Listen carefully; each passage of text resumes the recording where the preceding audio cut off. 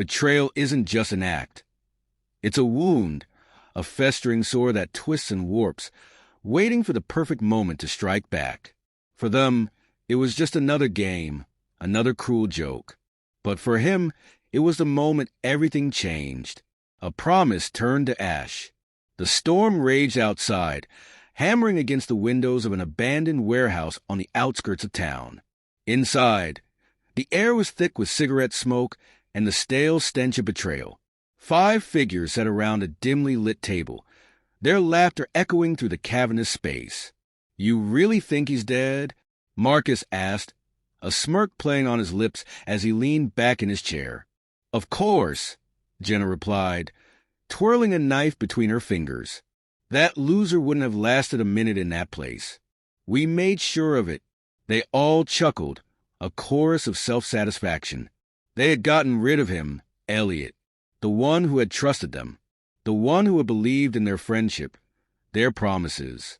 "Man, I almost feel bad," Darren muttered, but his words lacked sincerity. "Don't," Lucas interjected. He was weak. He thought we actually gave a damn about him. And weak people, they don't last. Elliot had always been the quiet one, the one they used as a punching bag, mentally, emotionally, physically. They had toyed with his loyalty, dangled acceptance like a carrot on a stick, only to rip it away when he was most vulnerable. And in the end, they had made sure he was out of the picture permanently. Or so they thought, a shadow among them. The warehouse lights flickered, the fluorescent glow stuttering before dimming slightly. A cold draft slithered through the space, snuffing out one of the candles on the table. "Did you feel that?" Jenna whispered, her voice losing its edge. Darren scoffed. "What? The wind? Relax, princess." But the unease had settled. The kind of instinctual dread that creeps beneath the skin, whispering warnings the mind refuses to accept. Marcus reached for his drink, only to freeze. A single playing card lay in front of him. A joker. The blood drained from his face. Who the hell put this here?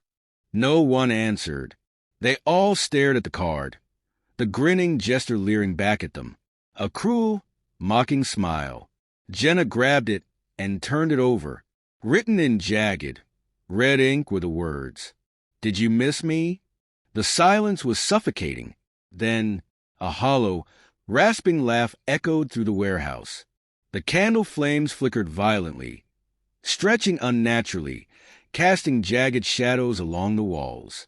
The air thickened, pressing down on their chests, suffocating, watching.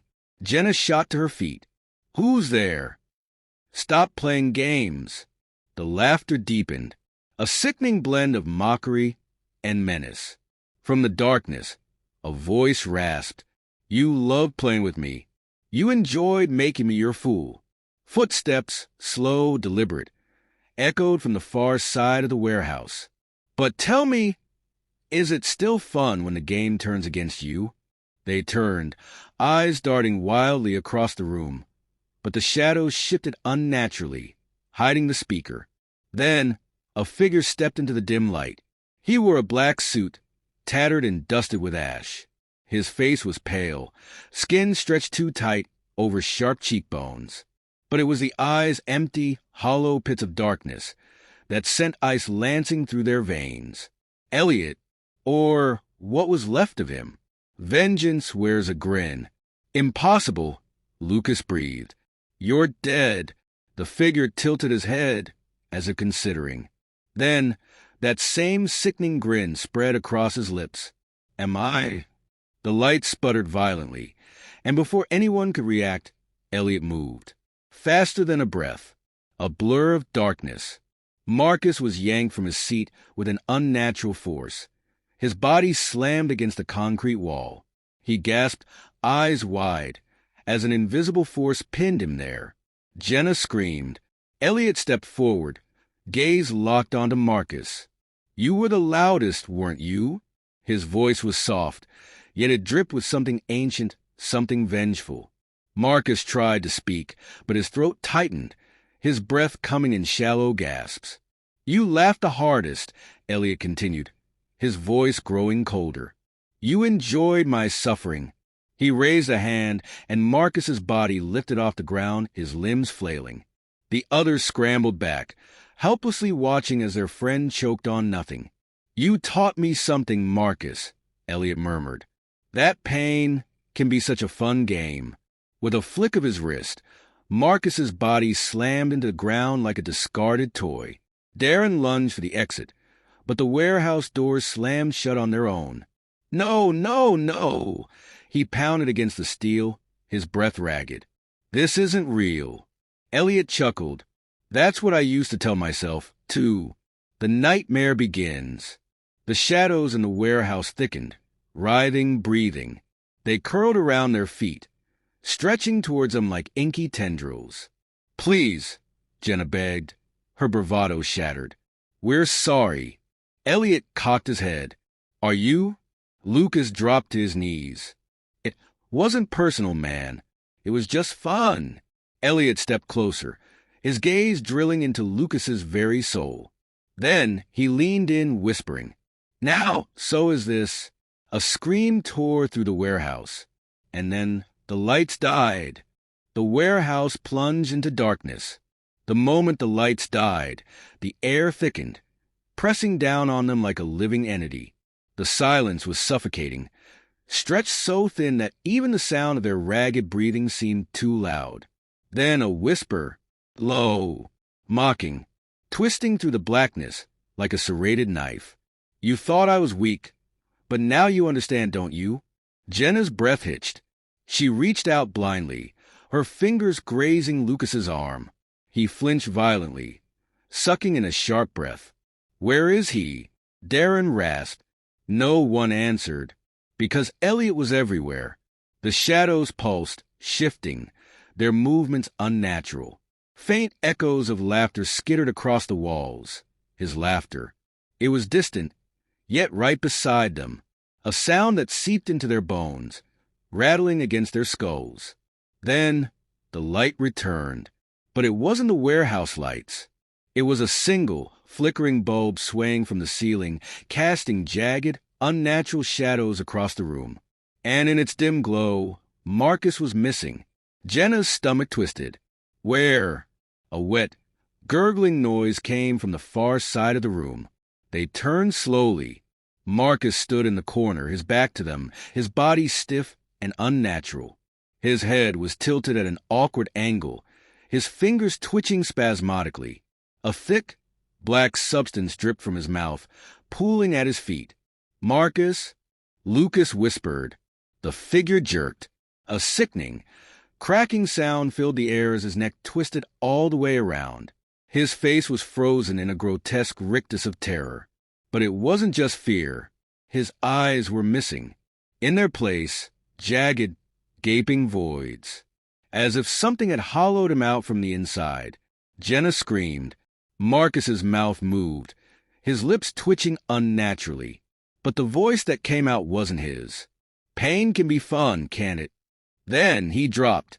His body collapsed like a discarded puppet, lifeless. And from the darkness behind him, Elliot stepped forward. The game has just begun.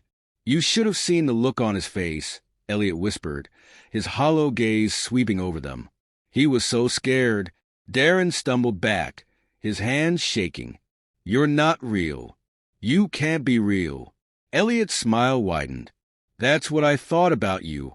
The shadows moved around him, writhing, shifting, curling at his feet like hungry things. The air hummed with something unnatural, something ancient. You left me to die, Elliot said softly. Tossed me away like I was nothing. Lucas swallowed hard. Elliot's head snapped toward him. You laughed, Lucas, he hissed. You all did. Do you remember? The room warped. The walls melted into something else. Something wrong. Suddenly, they weren't in the warehouse anymore. They were back in that place. The past resurfaces. The walls were rotting, damp, the air thick with mildew and despair. The distant sound of screaming echoed through the halls, bouncing off the rusted metal doors. It was the asylum, the place where they had left him. Jenna's breath came in sharp, panicked gasps. No, no, no, no. This isn't real. Elliot stood in the center of the decayed corridor, his pale fingers trailing along the peeling walls. You remember this place, don't you? He murmured. Where you left me abandoned, trapped. Darren's chest heaved. We didn't think. No, you didn't. Elliot turned, and suddenly, the walls were screaming. Frenzied, agonized voices wailed from behind the locked doors. Hands, too many hands, thrust out through the rusted bars, clawing, grasping, begging. Jenna clapped her hands over her ears, her knees buckling. Stop it. Elliot stepped closer, the shadows curling hungrily around his feet. You threw me into this hell and walked away, he said softly. Told them I was insane. Let them break me. His smile turned razor-sharp. But they couldn't. Not really. The shadows lashed out. Lucas screamed as they wrapped around his throat, yanking him off the ground. His body convulsed violently, his mouth opening in a strangled gasp. Elliot tilted his head. I wonder how long you'll last. The shadows squeezed. Lucas's eyes bulged, his face turning a sickening shade of purple. Jenna scrambled forward, hands shaking. Please, stop. We were wrong. We were. Elliot's gaze snapped to her, and the weight of it sent her sprawling back. You were what? He whispered. The light shattered, and everything plunged into darkness. No escape. The darkness swallowed them whole. Jenna's breath came in short, sharp gasps. She reached out blindly, fingers grasping at empty air.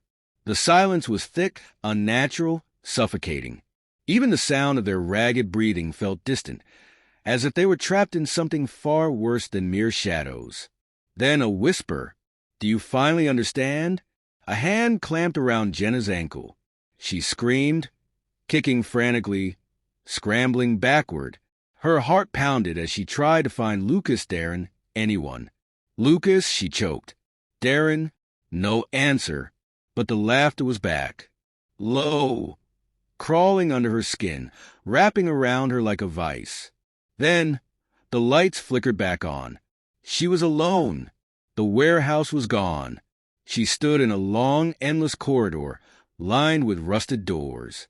The air was thick with mildew and the sharp tang of blood. Jenna's breath hitched. No, she whispered. She knew this place. The asylum.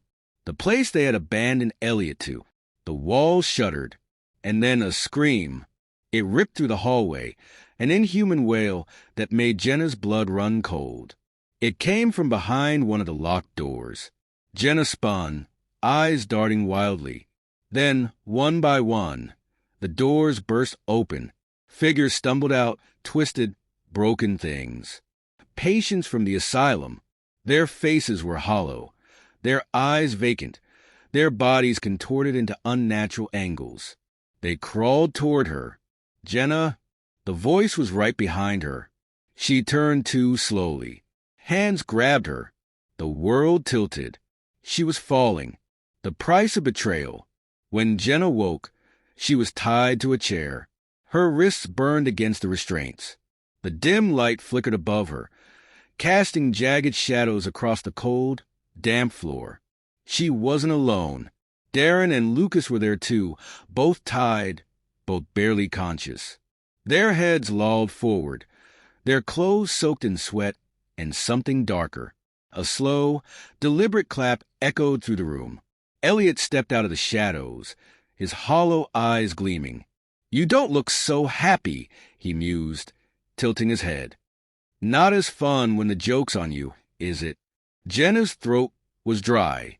Please, she rasped. Please, You what? Elliot interrupted, voice sharp. You regret it? Is that what you're going to say? His grin widened. You don't regret what you did, he whispered. You regret getting caught. Darren whimpered, his entire body trembling. We didn't know. Elliot's expression darkened. No, you knew. You just didn't care. He raised his hand. The shadows moved. Something unseen wrapped around Darren's throat. He gasped, eyes bulging, his body convulsing. "You always thought you were stronger than me," Elliot murmured. "So let's see how strong you really are." The pressure tightened. Darren's body seized violently. His skin turned purple. His mouth opened in a silent scream. Then a sickening crack. His body slumped. Jenna's scream tore through the room. Lucas was shaking uncontrollably, his eyes darting wildly. Elliot, please. We made a mistake. We were wrong." Elliot kneeled in front of him, his hollow gaze boring into Lucas's soul. "You're scared, aren't you?" he whispered. Lucas nodded frantically. Elliot smiled. "Good." The shadows surged. Lucas vanished into the darkness. Jenna sobbed, shaking. "Please," she choked. "Please don't kill me." Elliot studied her for a long moment. Then he leaned in, his voice barely a whisper. "Kill you?" His grin stretched wider. "Oh, Jenna, I'm not going to kill you." He leaned even closer, his breath ice cold against her ear. "I'm going to let you live." Jenna's entire body locked up in terror. Elliot straightened, his empty eyes gleaming. "You took everything from me," he murmured. "Now, I'll take everything from you. You'll wake up tomorrow," he continued, stepping back into the darkness. "And the next day, and the next, and every single night. You'll wonder if I'm coming back. You'll wonder if tonight is the night I finally finish the game." Jenna's breath came in shattered gasps. "You'll never be safe," Elliot whispered.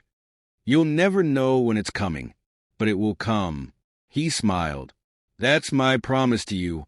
Then the lights went out, and when they flickered back on, Elliot was gone. Jenna was alone, shaking, sobbing, and from the shadows, a single Joker card fluttered to the floor. The words scrawled in red ink read, "See you soon,